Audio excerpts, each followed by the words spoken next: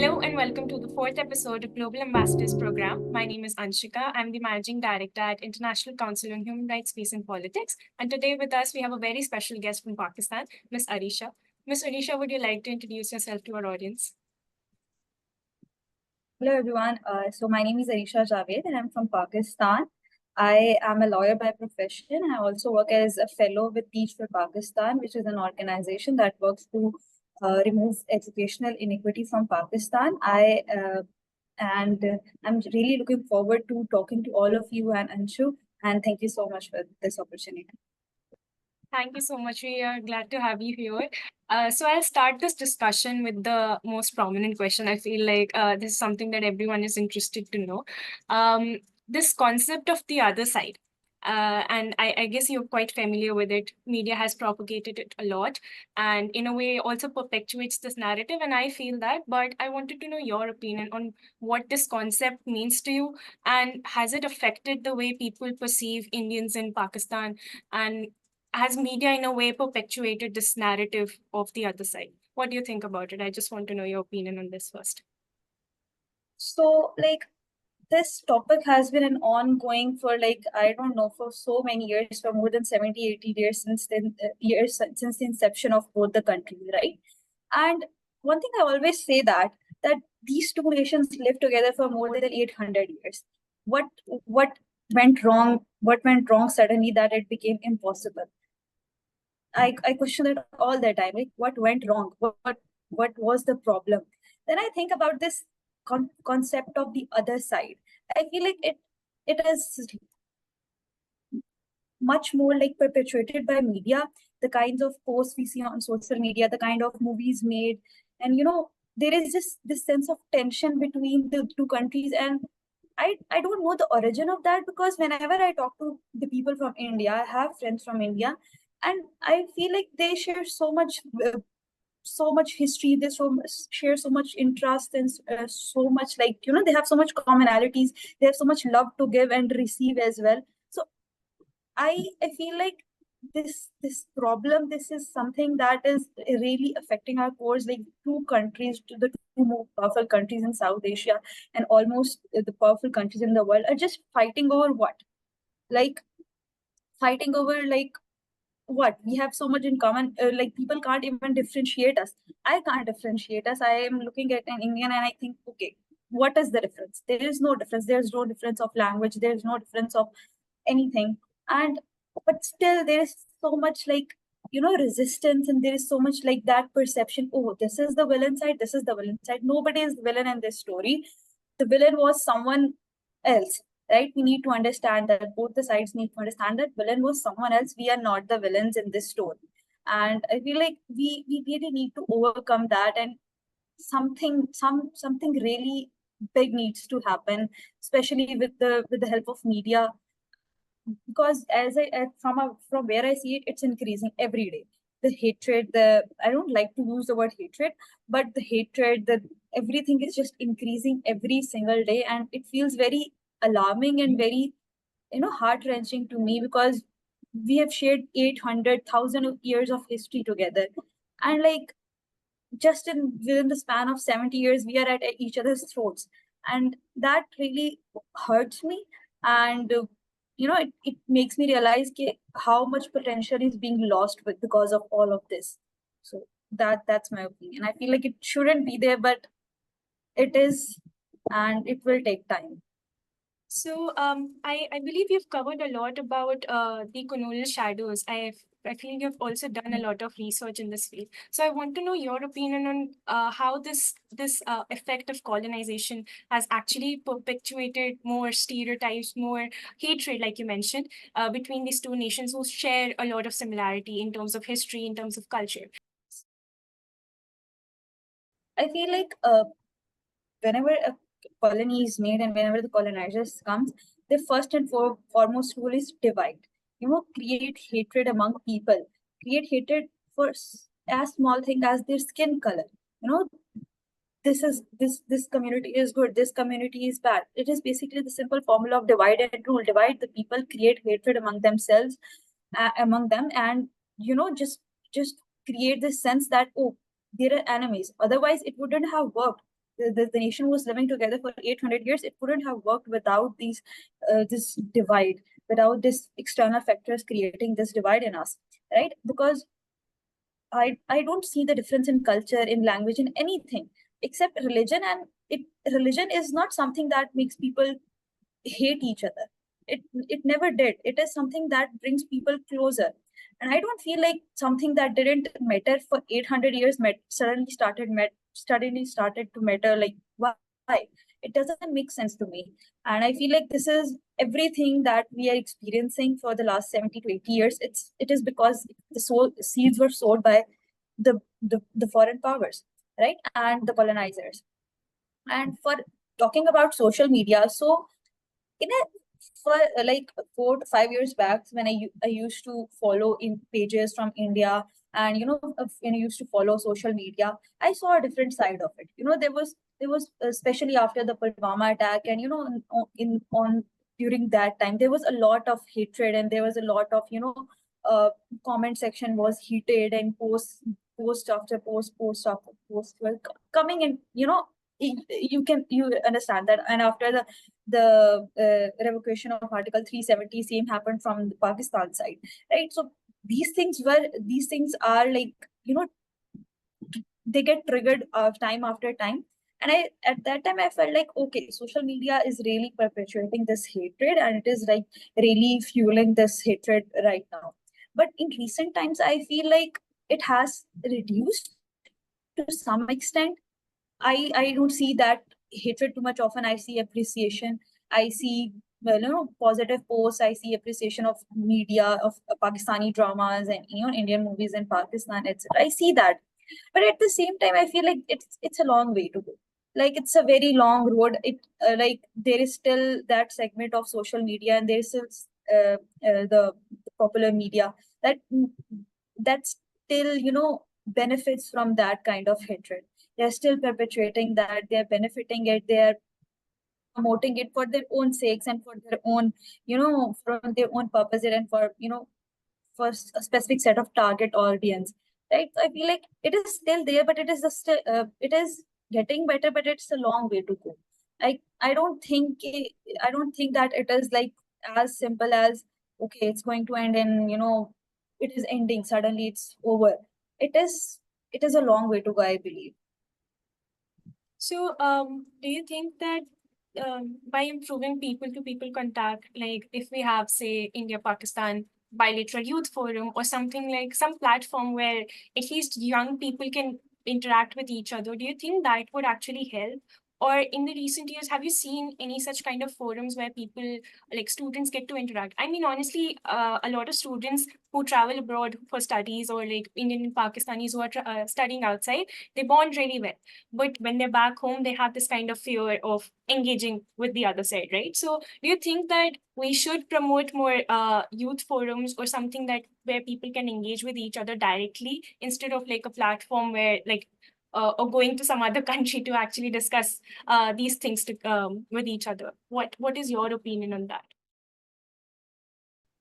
Absolutely. I feel like these forums are the need of the time.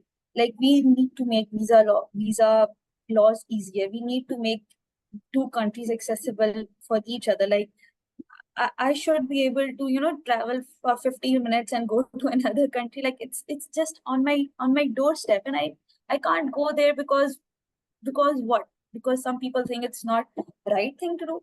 I feel like the youth forums, because whenever I talk to people from India, even on online platforms, and on forums, there is this sense of like, there is this connection we always find. I've never found this thing, these are Indians, I should feel bad. No, we are the same people. We come from the same roots. We share the same roots. We come from the same land. I feel like this is very important. These youth forums, especially these initiatives where people from cross-cultural exchanges, where people from both the countries come together and talk, and young people can come together and talk, because I feel like young people are going to do this. I have lost hope in the older generation. But as I was saying, young people are going to do it, and we need more platforms which are rooted in these countries as well. Like, invite people from India to come to Pakistan, invite people from Pakistan to go to India, and participate in sports. For example, the first step should be, I feel like, the inclusion of sports in both the countries. And similarly, there were people from Pakistani industries, entertainment industries, going to India and working in their movies, and similarly people from India coming to Pakistan. I feel like these things, and similarly youth programs and exchange programs, and even study programs, scholarship programs should be enabled for people to go to India to study, or for people from India to come to Pakistan to study. I feel like these steps should be taken. I know it's going to take a lot, and it might need uh, I don't know how to put it in words, but the ego problems need to be solved before any of this can happen. So I feel like that is the need of time, and nothing will ever become better if this won't happen. Yes, I think in this case, taking an initiative is more important. Both nations should actually step up in order to improve people to people ties and have more platforms where young people can engage with each other across the border. But with that hope, I want to move to the next question. You are a lawyer by profession, and you have spoken about the lingering effects of the colonial laws in states and how they restrict the access to justice sometimes, right? And how people can be impacted with these colonial laws. Do you think that we should just do away with them, and or maybe reform them in a way that people can benefit from them instead of being restricted by those laws? What is your opinion on that? I feel like we can't just completely remove them, right? We need to reform them. We need to change them, amend them to, to be able to like be practical for the needs of today. The laws, especially the civil laws, criminal laws in these countries, they still follow the same procedures. The systems are same. The civil cases are piling up and up in the courts, and it takes years and years for people to get justice because the system was designed that way. The laws were made that way. The procedures were made that way so that justice becomes like a far-fetched dream for the common man, right? We need to understand that this was not designed to protect us, that the purpose of law is to protect us and everything. That was not the purpose of this one. This one was to control us and to control the subjects, and to keep them in checks, right? That was the purpose. We need to understand that, and we need to remove those certain elements that are hindering the justice. For example, if I think about an example, the powers of arrest given to the police, right? It is still the same, because at that time it was, the thing we hear that we should tell the person who's being arrested his right to a lawyer and his right to assistance and everything. That is not in our rules and in laws, because that was not intended by the people who made those laws. Power of arrest is completely different from what it should be. And there are several other certain these things that actually need to change. When you look at the laws, like obviously there have been amendments, there have been some small changes.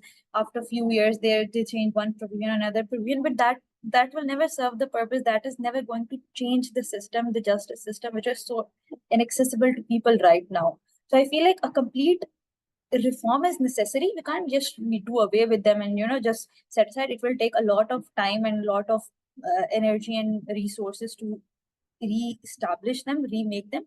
But I feel like a complete reform and of the system is necessity of the time.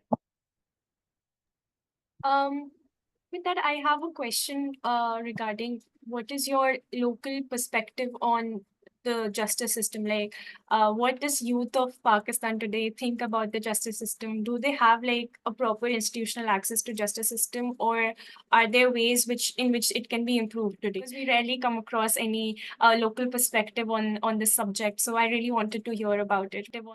So the perception of justice system is that it serves a certain set of people.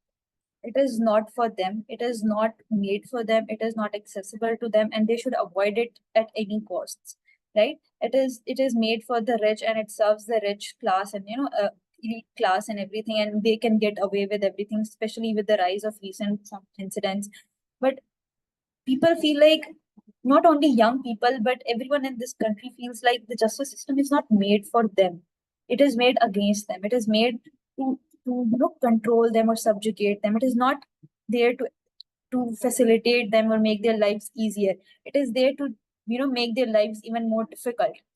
That is the common perception among people. They do not, they, especially in the recent times, there were some incidents and, some things that people have really lost their hope in the justice system.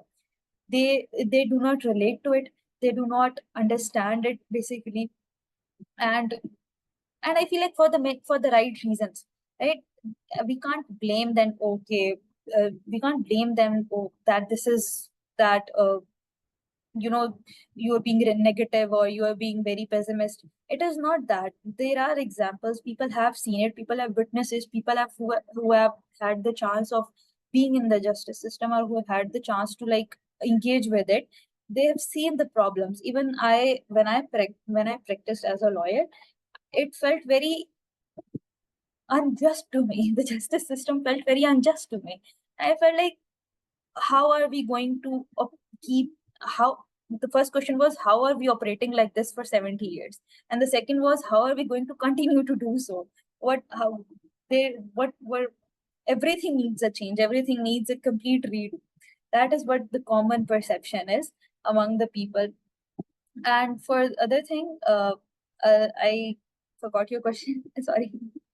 No, I just wanted to know about like what people think about the economy or the status of the justice systems right now. Because honestly, like you mentioned, in India also people have in a way lost faith in the justice system, and they have taken justice into their hands, if I may say. That they want to protest on streets, and they for every incident that happens in country. And recently we had one in Kolkata, and it was such an unfortunate incident that people had to literally be on streets to move the court for that decision. So I genuinely feel that this is the same sentiment here, that people fear courts, they fear police stations, they don't report cases because they know that these things will actually take up more time, and or in a way will like in a way their trauma would be internalized for a very long period of time. So they have to go through it again and again, and sometimes very insensitive questions. So I feel like that is something that our countries need to work on. And I feel that's where, like you mentioned,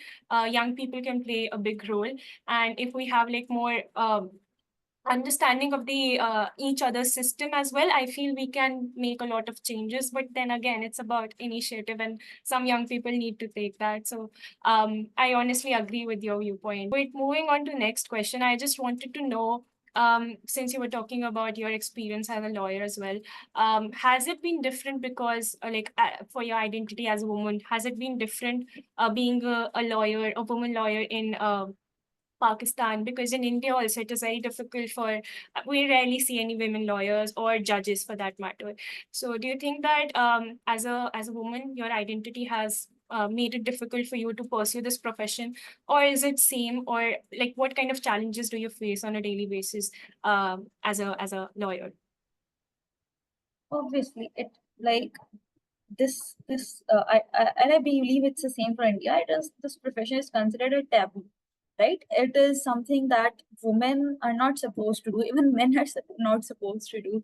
And when I first presented this idea to my parents that I want to do this, and they were like, "Okay, this profession is not suitable. The word is used, suitable for women, right?" And I felt like, because but the women are going to courts, and they also need justice just like men do. So why it's not suitable for women? This question always came up in my mind. And when I was in university as well, we were like, the ratio was, I feel like, 10 to 100 something. So the lawyers were less. The female lawyers are very less in this country, and they're very looked down upon. The clients, do not prefer female lawyers because they think, they can't do this, do a good job at that, and male lawyers are better at the job. So basically they're like restricted to family cases, the women problems. They're restricted to deal with the women problems, the family problems, because apparently families, women's department. So that also made it very difficult, to get cases. And to also this prejudice, I won't say, this mindset, you face in courts, when the judges, yeah, prefers, or like, I'll take up more time, but I'll just tell you a story, because when I was once I was sitting once I was standing in a court, and there was like this male colleague right beside me, and I was presenting the arguments, and I was asking the reader to sign something, and I felt like the judge was all the time he was looking to my male colleague. He was talking to me but looking at the other person, and I felt so like humiliated in a sense that I'm standing right there. You can look in my eyes and you can answer me as well. I'm questioning him, and he's answering in third person, and that was a very bad experience that that that remained with me for a very long time. And I feel like it is very difficult. This profession is difficult, and I believe it is the same in India. It is difficult profession for women, and it changed my identity as a woman. Has obviously impacted how good of a lawyer I am. I feel like how good people see me as a lawyer. So I feel like this has affected a lot in me in my career, my identity as a woman. A lot of times people think that there are certain soft topics that women should deal with, and they're not good enough to take up, say, criminal cases or like certain issues which are which only a man can handle. So there's this perception that okay, we'll give certain cases to them and certain cases to this, and we can't trust them. And honestly, it all in a way it also leads to like vilification of a woman's character. That if she's a lawyer, she might be too argumentative, she won't abide by the things that we say, she's not very obedient in that sense, and she won't make a good wife. And that is something that we've also seen in India. So in a way, neo-patriarchal structures that still exist, and in a way when you try to pursue a certain profession, these things are always there. And this also, like you mentioned, the subtle messages that people give, right, in terms of like, oh, we're addressing a male colleague, or like if you're going to some major event, they would address the person, male colleague for that matter. So I think that is something we all have witnessed on a daily basis. I guess Anshudi could also like speak on that and tell us like more about if like you have experienced something like this as well. Anshudi, have you Actually, because right now I am not practicing anywhere or I am not working in any field. I'm just based sort of focused on my education right now. But I've heard incidents like this, just the way you mentioned that. Anshika, that you mentioned that if she is a lawyer, she might not be obedient. She is very argumentative. I've heard this from a lot of people around me, and it is so true. And it's uh, this happens in every field, like not just judiciary or law, anywhere. Like women are subjugated to some or the other comments, which we have to go through, like throughout our lives. I don't know when is it gonna stop, but let's I'll, wait. I'll tell you actually an incident. So my father did his, like he also had done LLB, and when I told him that I was very good at debating, so I told him that I am, maybe when I was choosing a career, I thought that I'll just tell him that I want to maybe explore the profession of a lawyer. So he's like, no, lawyers don't get work, and you might have to go from one chamber to other chamber, and it's very difficult, and I don't think so it's a very suitable job like you just mentioned. Since we have very little time left, I'll move to the rapid fire round. So I would just wanted to take this time to thank you, and thank you so much for being here with us, and it was lovely to have you on our show. Thank you so much for making our time. Thank you so much. Thank you. It was great talking to you. Thank you, Aareesha. It was great talking to you both. It felt like I was talking to you. Yeah, it felt like talking to friends and people from my own country and friends and who are same age, and I don't know what divides us so, like I still don't understand that. But I hope so. Okay, I hope so that we find that connection again.